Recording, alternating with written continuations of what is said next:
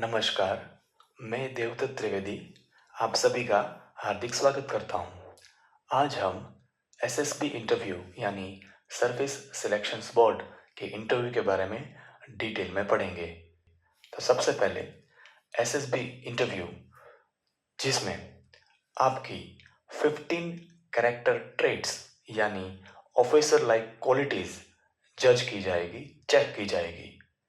ये SSB interview arm forces यानी Indian army, Indian navy and Indian air force में career बनाने के लिए लिया जाता है। ये SSB interview specific national level की एग्जामिनेशंस क्रैक करने के बाद आप इस इंटरव्यू के लिए अपीयर हो सकते हैं, जैसे कि NDA national defence academy, CDS combined defence services, university entry scheme UES, technical entry scheme TES, territorial army TA, TGC technical graduate course, INET जो इंडियन नेवी के लिए ली जाती है और एफकेट जो इंडियन एयरफोर्स के लिए ली जाती है। तो आज जितने भी एग्जामिनेशन है उसके बाद आपको एसएसबी इंटरव्यू के लिए आपको अपीयर होना पड़ेगा, लेकिन उसका मेरिट्स के बेस पे होगा। सब लोग ये इंटरव्यू अपीयर नहीं हो सकते।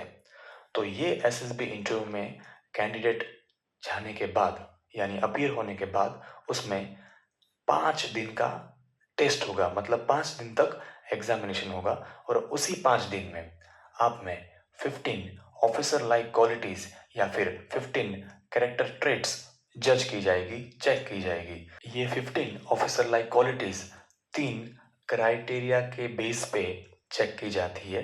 फर्स्ट, मनसा यानी कैंडिडेट के थॉट्स। सेकंड, वाचा यानी कैंडिडेट्स के वर्ड्स और स्पीच। और थर्ड, कर्मा यानी एक्शंस और डीड्स। ये 3 क्राइटेरिया पे आपकी सभी 15 लाइक ऑफिसर्स क्वालिटीज को चेक की जाएगी। तो ये कौन कौन सी 15 ऑफिसर लाइक क्वालिटीज हैं ये आप स्क्रीन पे देख सकते हैं।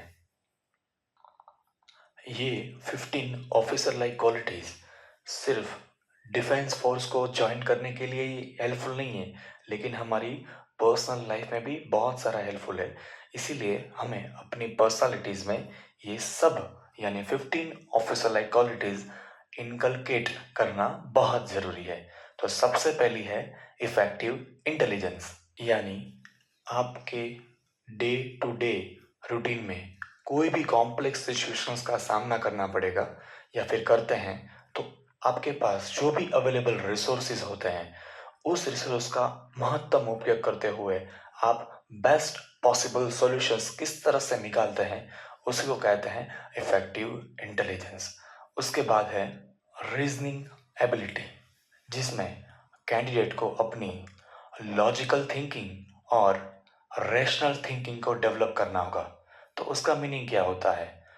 रैशनल थिंकिंग का मतलब होता है कैंडिडेट को रीजंस के हिसाब से सोचना है, नहीं कि इमोशंस को कंसिडर करके। उसको कहते हैं रैशनल थिंकिंग। और दूसरा है लॉजिकल थिंकिंग। लॉजिकल थिंकिंग का मतलब होता है कैंडिडेट को फैक्ट, ट्रुथ या प्रैक्टिकल अप्रोच अप्लाई करना है, नहीं कि थियोरिटिकल अप्रोच। तो ये दोनों का उपयोग करते हुए number 1 logical thinking, number 2 rational thinking, ये दोनों को सम करना ही कहते हैं रीजनिंग एबिलिटी को डेवलप करना। इसका फायदा ये होता है कि हम किसी भी सिचुएशंस को हम डील करते हैं तो उसको एनालाइज करने के बाद बेस्ट पॉसिबल सॉल्यूशंस हम निकाल सकते हैं। ऑर्गेनाइजिंग एबिलिटीज, इसका मतलब होता है कि कैंडिडेट को जो भी चीज़ उसके पास है उसको सिस्टमेटिक तरीके से जगह पे रखना। लेकिन सिर्फ जगह पे रखना ऐसा नहीं है, वो टीम वर्क में काम करना होगा, ग्रुप में काम करना होगा। तो उसको लीड भी करना है और बेस्ट इफेक्टिव जो सॉल्यूशंस हैं, आउटकम है, उसको निकालना है। उसको कहते हैं organising abilities. Fourth, power of expressions, यानी कैंडिडेट को अपने आप रिप्रेजेंट करना है, एक्सप्रेस करना है with confidence, clearly, with clear pronunciations and आराम से विथ एट योर ईज। तो इसको कहते हैं पावर ऑफ एक्सप्रेशन, जिसमें कॉन्फिडेंस होना बहुत ही जरूरी है। Lack of confidence is not acceptable. Fifth, social adaptabilities, जिसमें कैंडिडेट को डिफरेंट सिचुएशंस, ग्रुप या पीपल के साथ एडजस्टमेंट करना है। हम सभी को पता है कि शादी में, मैरिज में और मैरिज के बाद हस्बैंड को वाइफ के साथ और वाइफ को अपने हस्बैंड के साथ एडजस्टमेंट होना ज़रूरी है।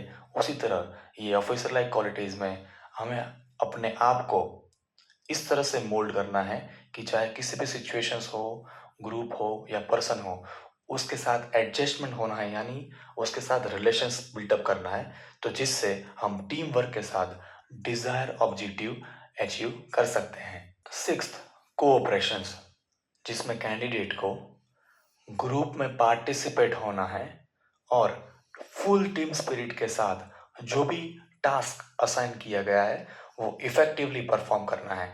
Without cooperations you can not do और you can not finish your task win time bound manner. इसीलिए कोऑपरेशंस के बिना हम लोग अच्छी तरह से, प्रभावी तरीके से और कम समय में हम अपना टास्क खत्म नहीं कर सकते। इसीलिए cooperations is extremely important. Seventh, sense of responsibility, जिसमें कैंडिडेट को स्पेसिफिक रोल्स और रिस्पॉन्सिबिलिटीज या ड्यूटीज दी जाएगी और उसी को ऑनेस्टली, फेथफुली परफॉर्म करना ही सेंस ऑफ रिस्पॉन्सिबिलिटी कहते हैं। लेकिन जो भी हमें रिस्पॉन्सिबिलिटी दी जाती है उसको सबसे पहले एक्सेप्ट करना है और उसी एक्सेप्ट करने के बाद हमें honestly, faithfully, with due diligence उसको परफॉर्म करना है। 8, इनिशिएटिव, जिसमें हमें किसी भी टास्क दी जाती है तो हमें फर्स्ट स्टेप लेना है। हमारी ग्रुप या टीम में हमें लीड लेना है और with full dedications, with complete dedication से हमें वो परफॉर्म करना है। Otherwise we can not achieve our specific objective. Ninth, self confidence, ये बहुत इंपॉर्टेंट ऑफिसर लाइक क्वालिटीज है। सेल्फ कॉन्फिडेंस में कोई भी इंसान हो, सभी के पास एबिलिटीज या स्किल होती है, लेकिन वो एबिलिटी स्किल को कैंडिडेट एक्सेप्ट ही नहीं करता। इसीलिए कॉन्फिडेंस उसकी बॉडी लैंग्वेज में, पर्सनालिटी में शो नहीं होती। तो सबसे पहले हमारी एबिलिटीज को हमें एक्सेप्ट करना है और उसके बाद हमें जो भी टास्क दिया जाता है उसको with full intentions and dedications उसको परफॉर्म करना है। स्पीड ऑफ डिसीजंस, जिसमें कैंडिडेट को सेंसिबल और इफेक्टिव डिसीजंस लेना है। तो हम तभी ले पाते हैं जब हम सिचुएशंस को एनालाइज कर पाए और वो सेंसिबल और इफेक्टिव डिसीजंस लेने के बाद हमें शॉर्ट पीरियड में उसको एग्जीक्यूट करना है। मतलब जितना हो सके उतना कम समय लेके हमें डिसीजंस लेना है और वो डिसीजंस की कैसा होना चाहिए, सेंसिबल और इफेक्टिव होना चाहिए और वो डिसीजंस की अपकमिंग इफेक्ट्स, कंसिक्वेंसेस को देखते हुए हमें वो डिसीजंस लेना है। 11th, ability to influence the group, जिसमें कैंडिडेट की चैरिस्मेटिक पर्सनालिटी वास्तव में है या नहीं वो चेक किया जाता है। मतलब ग्रुप में, टीम में काम करना है तो क्या वो ग्रुप को लीड कर रहा है, क्या ग्रुप को वो मोटिवेटेड रखता है, क्या ग्रुप के लिए वो इनिशिएटिव ले रहा है। तो यही बात एसएसबी इंटरव्यू में ऑफिसर्स जो हैं, एसेसर्स हैं, वो चेक करते हैं। 12th, लाइवलीनेस, जिसमें कैंडिडेट हैप्पी होना चाहिए, लाइव रहना चाहिए, चाहे किसी भी प्रकार की सिचुएशंस क्यों ना हो, और हर वक्त उसको पॉजिटिव एटीट्यूड रखते हुए उसको अपना टास्क परफॉर्म करना है, विन टाइम बाउंड मैनर में फिनिश करना है। डिटर्मिनेशंस, जिसमें कैंडिडेट को किसी भी प्रकार की सिचुएशंस को फेस करना पड़े, कितनी भी ऑड सिचुएशन हो, कितनी भी डिफिकल्ट सिचुएशन हो, कभी भी गिव अप नहीं करना है, कीप ट्राइंग वाला एटीट्यूड रखना है और जरूर एक समय आने के बाद आप सक्सेसफुल होगे।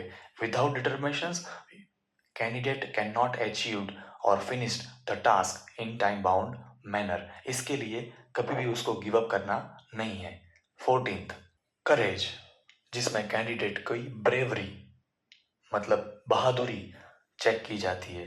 चाहे कितनी भी डिफिकल्ट सिचुएशंस क्यों ना हो, what is right that he और शी हैज़ टू परस्यू, मतलब जो सही है उसी को उसको फॉलो करना है और चाहे कितनी भी मुश्किलें सामने आए, कभी भी हिम्मत नहीं हारनी है, कंसिस्टेंटली एफर्ट्स करना है। 15th स्टेमिना, ये बहुत ही इंपॉर्टेंट ऑफिसर लाइक क्वालिटीज है जिसमें कैंडिडेट की मेंटल और फिजिकल स्ट्रेंथ चेक की जाती है। कैंडिडेट की एंड्योरेंस लिमिट चेक की जाती है। एंड्योरेंस का मतलब होता है सहनशीलता। हम सभी को पता होगा एनएसजी कमांडोज, जिसकी स्टेमिना अद्भुत है। तो क्यों अद्भुत है? क्योंकि वो हमेशा एक स्टेप लेवल अप, अपने आप को कल से आज और आज से परसों बेहतर करने की कोशिश करता है। तो यही स्टेमिना है कि जिसमें कैंडिडेट को मेंटल और फिजिकल स्ट्रेंथ भी दिया जाता है। तो क्या उसके पास वो कैपेसिटी है डील करने की? तो यही चेक की जाती है। तो आज हमने ऑफिसर्स लाइक क्वालिटीज 15 जो है वो हमने स्टडी की। आई होप आपको इसके बारे में काफ़ी अच्छा नॉलेज मिला होगा। Thank you so much. जय हिंद।